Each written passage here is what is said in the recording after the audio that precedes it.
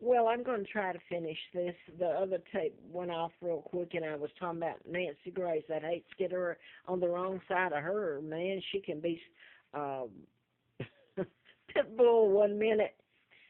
The next minute, she'll come on and say, but I do it for you. I mean, seriously, I can't handle it. You're either nice or don't pretend. Okay, don't send innocent people to prison and death row because you won't tell the truth. Oh boy. Well, here we go. I'm off on the right foot, and I'm trying to laugh to get me through it. So here is what they wrote about, and I don't have the other article. I wish I did. I mean, it had the picture, all of it, calling me crazy, Margaret and all. Um, Here's part of it. They're talking about when I was up at on Full Heart Knob doing the Appalachian Trail, starving, freezing, in the hot sun. Let me put it this way: it ain't easy. Uh, and I don't have the other part to it, but I'll just read this. I thought I had the other. It says little pink circles. This was Roanoke Time and picked up by the Atlanta Journal, who, by the way, they know this. While I was doing the book, all of it. Little pink circles accent the apples of her cheekbones. The sun and the cold had chipped away at a complexion already marked by age. The deep wrinkles on her forehead looked like the contour maps hikers might use to wander to her makeshift home. Children's My real name's Windsor, by the way. Faces familiar around the shelter of the Full Heart Knob on the Appalachian Trail near Trouttville.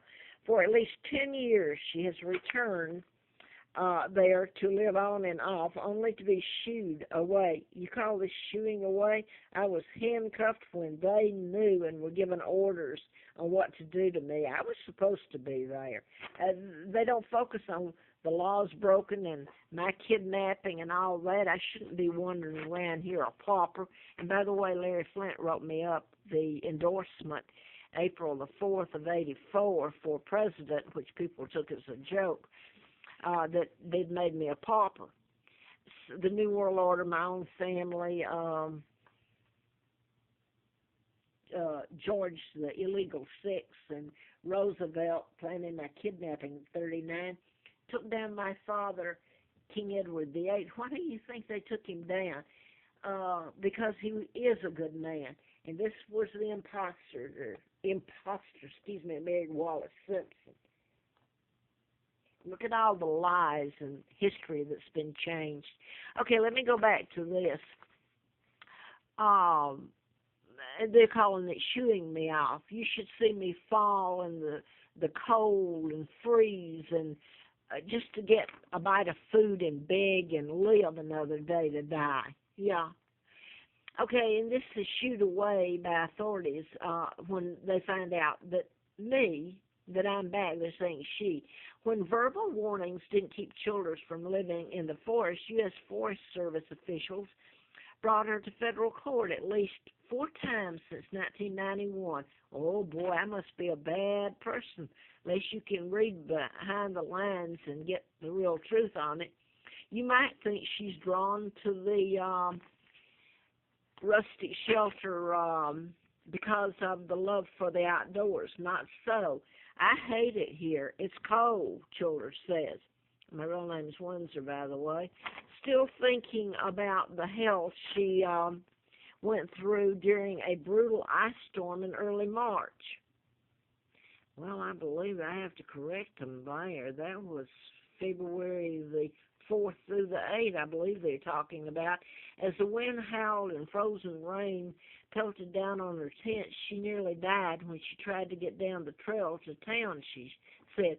Well, they've got this wrong, too, like they've done everything else. It was actually February the 4th, okay? After braving the storm, she returned to the shelter for one simple reason. Well, they left out what happened in between, all right? I have nowhere else to go. Elizabeth's living in my homes over there. They've kidnapped me and brought me over here, kept me penniless, tried to kill me, put antifreeze in me, you name it, stole my sons. I don't know where they are. When I'm trying to tell you the truth about what's been done to me and the mind control murders. She stayed at the Roanoke rescue mission for a short time a few years ago, but was asked to leave when she began upsetting residents with her tales of government conspiracy. By the way, the book was gave to, well, I got it from Jack Hartsfield, a man that saved my life. He's a reporter. He lives out in California now, and he knows Larry Flint, by the way. But I hope he's a dear friend of mine. He also is FBI.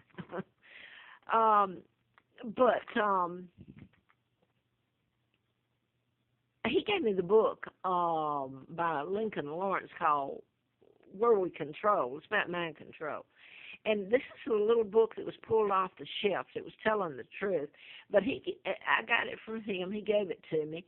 And a woman there at the shelter, when the, quote, residents asked to read it, I did. The next thing I know, I'm pulled out. You would have thought it was porn or something.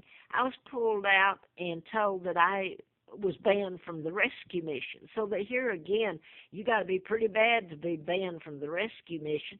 They wrote it up in the paper. Now then, when I'm locked up, and the timing of when they locked me up coincides with the death or the bombing and the Waco and all that, the timing. So that in itself would prove it, other than the names and data used. But when I was locked up then, and the marshals, that was a month, and I could have gotten I don't doubt they would have done it, 6 months. I was released, and one of the marshals used to come up and help me. I guess that looks good, and I won't go into all that. I liked him.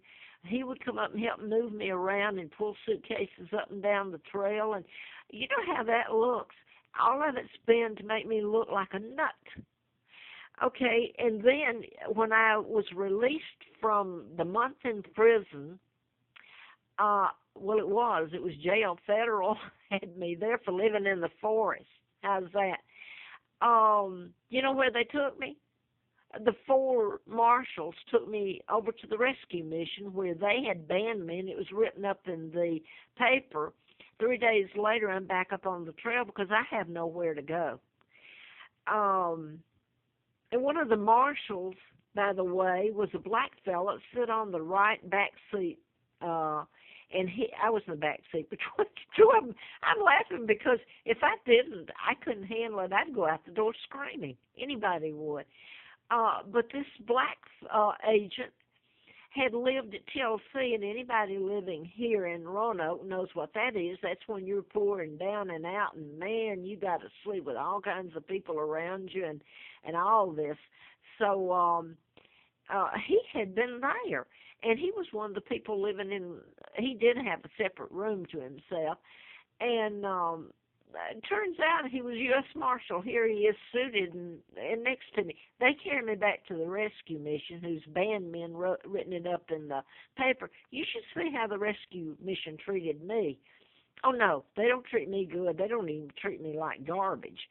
So I'm back there, and they're telling about this, that I was banned from the rescue mission because I allowed this resident to read the book that Jack Hartsfield, the reporter, FBI, my friend, gave me, a good book on mind control. This is the way they do you trying to tell something they don't want to hear.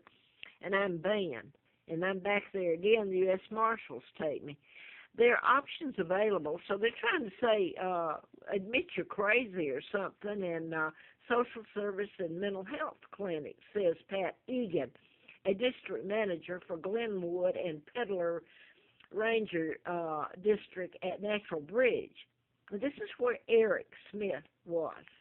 Okay, he's a ranger who was in on all this. And I don't know if the truth, in Woody, I want you to remember the name Woody, because if all this is told, it ain't funny. Because it's, okay. Egan said rangers will probably need to arrest Childers again if they spot her at Full Heart Knob. But finding her isn't always easy. Rangers don't usually patrol the Appalachian Trail on a regular basis. She's often gone by the and set up residence in the forest. I didn't get I don't have the bottom of that. Forest rangers and other who maintain the Appalachian